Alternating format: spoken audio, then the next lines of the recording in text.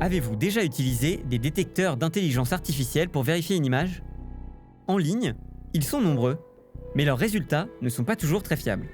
Par exemple, cette image générée par IA de Jeffrey Epstein, que certains ont utilisée pour affirmer à tort qu'il était toujours en vie.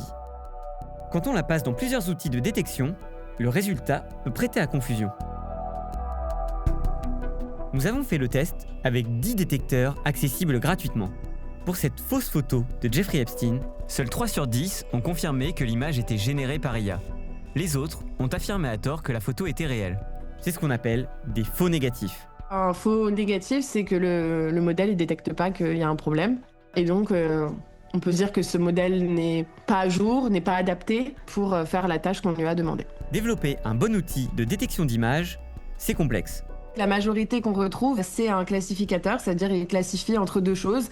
Est-ce que je considère que c'est naturel ou est-ce que je considère que c'est synthétique ? Problème, le détecteur peut être mal entraîné sur les images que l'on veut analyser.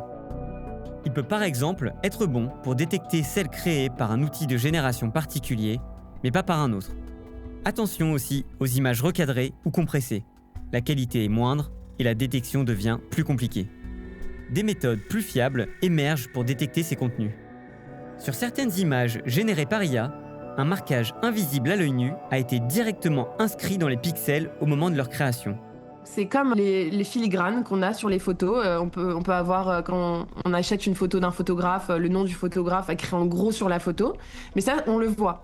Là, l'idée, c'est d'avoir ça, mais de manière invisible dans l'image et de manière très robuste. C'est le cas de cette image générée par un outil Google. En cliquant sur l'onglet à propos du moteur de recherche, on voit qu'elle possède le marquage de génération par IA de Google, et donc qu'elle a été modifiée ou générée par IA.